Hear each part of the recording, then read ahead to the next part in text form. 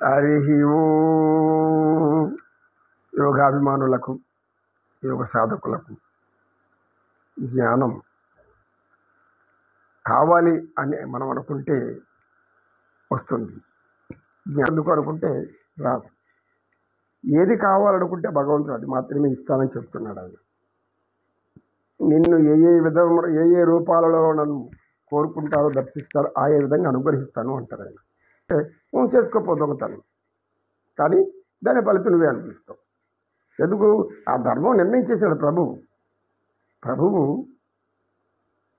ప్రభువులకు ప్రభువు, సృష్టికే ప్రభువు, సృష్టికే కారకమైనటువంటి వాడు.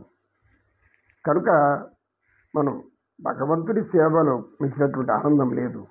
కొంతవరకు వయసులో ఏదో అనుభవిస్తాము, అనేక సుఖాలు, శారీరక సుఖాలు, ఇది సహజం, లోక సహజం. లైంగిక ఆనందం అనేది ఎందుకు అంటే సంతానోత్పత్తి కోసం. అది శంకరాచార్యులు చిన్నప్పుడే చెప్తాడు వాళ్ళ అమ్మకి జ్ఞానాన్ని. మానవులు లైంగిక ఆనందం అనుభవించాల్సిన సత్సంతానం కోసం మాత్రమే. లైంగిక జీవనమే జీవితంగా పెట్టుకునేవారు జంతువులు మాత్రమే. నిత్యం అదే కాంక్షతో ఉంటాయి, అదే కోరికతో ఉంటాయి. మనుషులు అనేవాళ్ళు మాత్రం ఆ యొక్క లైంగిక కోరికను, సత్సంతానాన్ని కనికి ఈ యొక్క భరత భూమి పేరు నిలపడానికి, భారతదేశం జ్ఞానం అందరికీ తెలియజేయడానికి, పుట్టడానికి అనే ఆశతో కోరికతో బిడ్డల్ని కనడానికి మాత్రమే లైంగిక ఆనందం అనేది. పొతులేరు వీరబ్రహ్మం గారు కూడా ఆయన అదే తెలియజేస్తారు. జీవి పుట్టుకంతా చెప్పి అమ్మ ఇది ఇందుకోసం మానవ జన్మ, మానవులను కూడా ఎందుకు మానవులు ఉన్నత జీవులకి ఇచ్చాడు పరమాత్మ. ఎందుకు ఇచ్చాడు అంటే జ్ఞానం తెలుసు కనుక. జ్ఞానం తెలుసుకున్నావు కనుక లైంగిక ఆనందం తాత్కాలికం, ప్రత్యుత్పత్తి. నీ యొక్క వారసుల్ని వదిలిపోవడానికి ఈ భూమి మీద జీవం ఆగిపోకూడదు, ఈ సంతానోత్పత్తి ఆగిపోకూడదు, అది ఆయన కోరిక. అలా కాకుండా జీవితమే లైంగిక ఆనందం అంటే అది రాక్షసులో లేకపోతే ఇంకెవరో వాళ్ళు చేసుకునే పనులు ఉంటే వాటికి అదే పని. కనుక దాన్ని మనం విశ్లేషిస్తూ కూర్చోకూడదు. తప్పు చేయకుండా, తప్పు చిన్ని మంచి గుణాలే కలిగి ఉండాలి. నేను మంచి పనులే చెయ్యాలి, నేను మంచి ఆనందాన్ని ఉండాలి. అది మాత్రమే ఆనందం అంటాడు పరమాత్మ. బ్రహ్మదేవుడికి జ్ఞానోదయం కలిగించడానికి శ్రీకృష్ణ పరమాత్ముడు చేసినటువంటి ఒక అద్భుత లీల. అది అనన్న సామాన్యం. వింటే కానీ ఎవరికి అర్థం కాదు, అది చదివితే కూడా అర్థమవుతుంది. కనుక ఈ యొక్క జ్ఞానాన్ని మనం తెలుసుకోవడానికి చాలా సంవత్సరాలు పట్టచ్చు. చిన్న వయసులో తెలియలేదు మనకు. ఎందుకు తెలియలేదు? కర్మ, ఆ ప్రాప్తం అక్కడ లేదు. ఎప్పుడో ఒకప్పుడు వచ్చింది. అవి వచ్చిన నుంచి మనం ఆ యొక్క ఆనందంలో జీవించాలి. పంచ జ్ఞానేంద్రియాలు పరమానందం చెందేటప్పుడు మాత్రమే పరమాత్మను తెలుసుకుంటాము. పంచ జ్ఞానేంద్రియాలు పరమానందం. జ్ఞానేంద్రియాలు ఎప్పుడు వ్యామోహాల వైపు వెళ్తూ ఉంటుంది, కానీ వాటికి పరమానందం కావాలంటే భగవంతుడిలో లీనమైపోవాలి. ఏది? చూపులు, చెవులు, ఈ యొక్క సువాసనలు, మాటలు అన్నీ కూడా కర్మేంద్రియాలు, జ్ఞానేంద్రియాలు అన్నీ కూడా ఆయనలో లీనమైపోతే దాన్నే ఆయన పరమానందంగా భావిస్తారు. అది పరమానందం అంటారు. ఆ విధంగా ఉంటుంది. కనుక మనం భగవంతుని గురించి ఆలోచిస్తే మనకు చెడు ఆలోచనలు రావు, ఖచ్చితంగా రావు. చెడు ఆలోచనలు అంటే రాకుండా ఉంటే మంచి ఆలోచనలు వస్తాయి. చెడు ఆలోచనలు రాకూడదని మనం ఎందుకు అనాలి? మంచి ఆలోచనలు రావాలనుకున్నప్పుడు అది రాదు. అయితే ఇక్కడ చెడు లేదే మంచి కనపడదు. రావణాసురుడు లేకపోతే శ్రీరామచంద్రుడు మామూలుగా చక్రవర్తిగానే ఉంటాడు. రావణాసురుడు ఉన్నాడు కాబట్టి శ్రీరామచంద్రుడు ఈరోజు ప్రతి గ్రామంలో ఆలయంలో వెలిసి ఉన్నాడు. ఇవన్నీ కూడా మనం తెలుసుకోవాల్సిన జ్ఞానాలు అనంతంగా ఉన్నాయి. కనుక మనం ఆనందించాలి. ఆనందో బ్రహ్మ. కస్తూరి తిలకం లలాట పలకి వక్షస్థలే కౌస్తుభం నాసాగ్రే నవమౌక్తికం కరతలే వేణుం కరే కంకణం మాంగే హరిచందనంచ కలయం కంఠేశముక్తావళీ గోపశ్రీ పరివేష్టితో విజయతే గోపాల చూడమణి విజయతే గోపాల చూడమణి.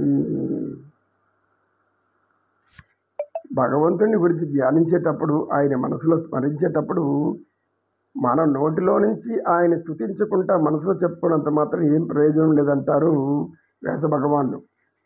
భగవంతుడు శ్రీకృష్ణ పరమాత్మ, మహేశ్వరుడు, ఈశ్వరుడు, ఏ దేవత అయినా కానీ మీ నోటి ద్వారా ఆ మాటలు, మంత్రాలు ఉచ్చారణ వస్తే ఈ సృష్టిలోకి వెళ్ళిపోతే వాటి కోసం ఆనందిస్తాడంట ఆయన. కీర్తన కానీ, సంకీర్తన కానీ, స్తుతి కానీ, స్తోత్రం కానీ ఏదైనా మాటల వాక్కులోనే ఉండాలి. ఈ వాక్కు రూపంలో ఉన్నప్పుడు మాత్రమే ఆయన ఆనందిస్తాడట పరమాత్మ. వ్యాస భగవాన్ చెప్తారు, అద్భుతంగా చెప్తారు అని అంటుంటే అప్పుడు తేజస్విని గురువు గారు తర్వాత ఏం జరిగింది? బ్రహ్మ పరీక్ష పెట్టాడు పరమాత్మకు. ఆ పరీక్ష దానికే పరీక్షగా మారింది. ఆ తర్వాత బ్రహ్మ ఏ విధంగా మార్పు చెందాడు, ఆయనలో ఏమైనా మార్పు వచ్చిందా, పరమాత్మను గ్రహించాడా అని అడిగింది. తల్లి, నీవు అడిగింది చాలా సులభంగా అడిగేశావు. అది వ్యాస భగవానుడు రాసినటువంటి భాగవతము. అందులో వర్ణించిన వర్ణనలు మనలాంటి తక్కువ జ్ఞానం ఉన్న వాళ్ళకి అంతుపట్టదు. కానీ తెలిసినంతవరకు కొంచెం చర్చించుకుందాం. ఈ కాసంత విశ్రాంతి తీసుకొని మళ్ళా తర్వాత చెప్పుకుంటాం. నమో నారాయణ, నమో నారాయణ. గోవింద మాధవ మధుసూదన కేశవ అఖిలాండ కోటి బ్రహ్మాండ నాయక. ఓం నమో వెంకటేశాయ నమః. కలో వెంకటనాయకస్య. వెంకటేశ్వరునికి మించినటువంటి కలియుగములో భగవంతుడు ఇంకొక్కడు లేరు. అంటే అన్ని రూపాలు ఆయనవే. వెంకటేశ్వర స్వామి అయినా ఆయనే, పరమేశ్వరుడైనా ఆయనే, పరబ్రహ్మ అయినా, సకల దేవతలంతా ఆయనే. కానీ శ్రీ మహావిష్ణువు అవతారాల్లో వెంకటేశ్వర స్వామిగా స్వయంభూగా వెలిశాడు కనుక కలియుగ వైకుంఠం అనేది తిరుమలగిరుడు, సప్తగిరుడు. అందుకే దేశ దేశాల నుంచి వస్తుంటారు ఆ యొక్క పరమానంద స్వరూపాన్ని చూడడానికి. ఆ పాదమస్తకం తులసి దళాలు ఉంటాయి, పాదాల నుంచి ఆ తల వరకు తులసిమాలల వేళలు ఉంటాయి, అనేక పూలమాలలు, ఇక ఆభరణాలు గివ్వన అనేటివన్నీ ఆయన కోరకపోయినా ఆయన సతీమణి ఇక్కడ వక్షస్థలంలో ఉంది. ఆమె మొత్తం నా భర్తను అలంకరించి నేను చూడాలి, నా భర్త ఎంత దివ్యాలంకరణలో ఉంటే నాకు అంత ఆనందం అని ఆ తల్లి అన్నీ ఆయనకు అలంకరించేస్తుంది. నెత్తిన కిరీటంతో సహా ఏమేమి ఉండాలో శంకు చక్రాలకు అన్నిటికీ కూడా వజ్ర వైడూర్య రత్న మరకత మాణిక్యాలు ఏమేమి ఉన్నాయో నవరత్నాలతో పాటు ఇంకా అనేక రత్నాలు. కనుక స్వామివారిని చూడడం ఎన్నో జన్మల పుణ్యం ఉండాలి. అటువంటి పుణ్యం నోచుకున్నటువంటి వాళ్ళు అసలు ఎంత ఆనందపడతారో. అలా భగవంతుడు ఎన్నో అద్భుతాలు చేసినటువంటి జీవితం, ఈ జీవితం ఆయనకే అంకితం. ఈ జీవితంలో అనేక అద్భుతాలు, అది చెప్పడానికి సమయం కాదు. ఓం నమో వెంకటేశాయ నమః.